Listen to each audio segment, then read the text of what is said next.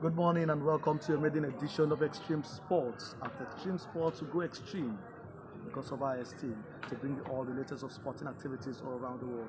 Well, yesterday it was the World Cup qualifiers between Nigeria and South Africa. It ended 1-1 at the Godswill Aquabio Stadium in Uyo. Well, it was a game Nigeria was supposed to get off a point looking at how the table is at the moment. They played two games and they drew both of them, and so Super Eagles were coming to this game with a kill to get that 3 points so as to stand a chance of qualifying for the World Cup. But it was the first game for Coach Finidi George, and all odds were in his favor. Unfortunately, they shared the spoils with South Africa. But joining me this morning is a well-known veteran grassroots football coach, not just in Nigeria but well-known across the continent, Coach Ada Gregory. Good morning and welcome to Extreme Sports. It's a pleasure featuring your maiden edition of this sports show this morning. The game, you watched it from beginning to end, Nigeria versus South Africa. What's your take on that match? First of all, let's thank God that we were able to pick 1 point. We should be happy that we got that 1 point. And so far, it was not as bad as Nigeria will also see it. But it was as bad because we were looking for the maximum 3 points. Okay, and as it stands now, Nigeria will be traveling to Benin Republic to team a victory in that game. Well, Nigeria have all it takes. You know, if you look at the African teams and you look at African players, Nigeria is one of those few countries that have players that are playing top flight football in Europe. And when they look at the bunch of the 23-man squad selected by Finidi George, you will say, yes, we have all what it takes. If the players will be committed, then I'm very sure we'll have that maximum 3 points. But if they want to show the attitude, what we saw in Godswill Aquabio International Stadium yesterday, then it will be a disaster for the national team.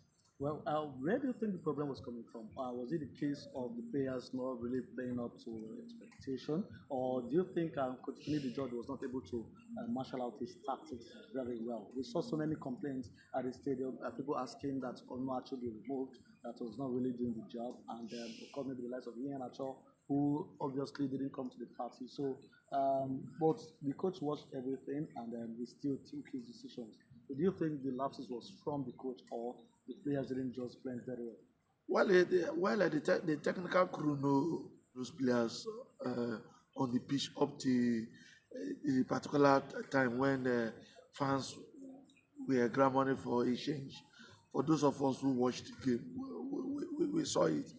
But, you know, it's a technical game, and the technical crew knows who and who they have on the bench. But for those of us that are watching, just as a result that Nigeria wanted that winning, so everybody wanted a change from the technical crew, especially those players that were not doing well. You know, when we look at the way they play in their club side, they were doing very well. But that yesterday game, there are some players that did not give their 100%.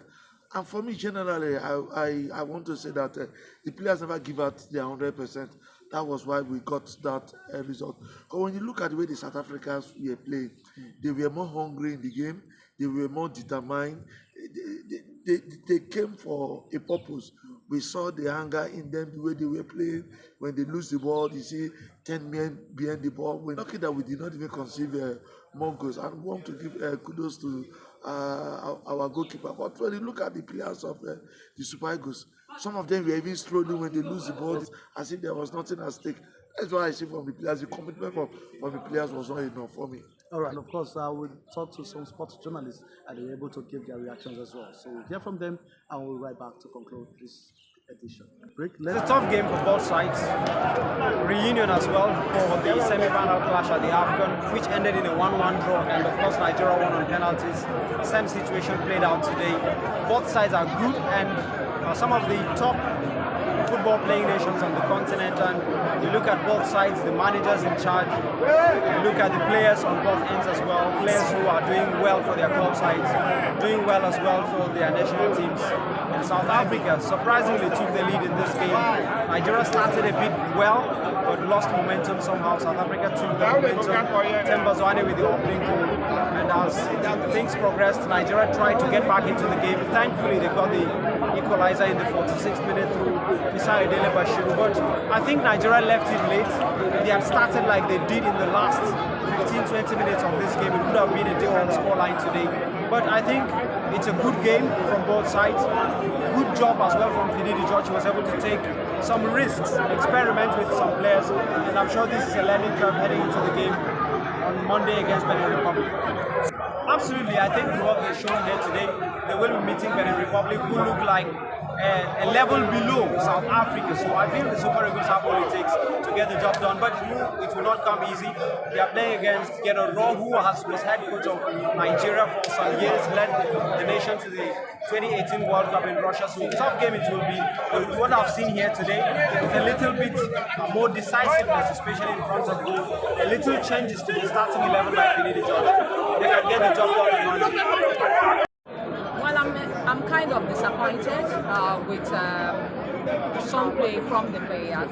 I thought Paul Arnold could have been substituted before the 79th minute that he spent on the pitch.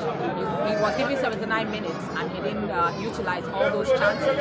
And then, apart from him, some of the players didn't really come to the party. I was expecting at least 3 points from today's game, but it didn't come to play. But we still have our chances. Thankfully, our group is still very open. Lesotho, I think Lesotho is the one topping the group. Then Zimbabwe. Then you talk about Benin Republic. If we can be able to take 3 points from Benin Republic right there at home, at least we are good to go. But we still have matches where we can redeem ourselves. Of course, we get the 3 points. I think we will learn from our lessons. We just played against South Africa. We dropped 2 points. For me, it's a dropping of 2 points. So I believe maybe when they go to Benin, they will be able to redeem themselves, because I don't want to do all those permutations where you calculate this person win and this person win. And I actually want us to declare on this World Cup qualification. If it's possible, let us qualify with a game to play.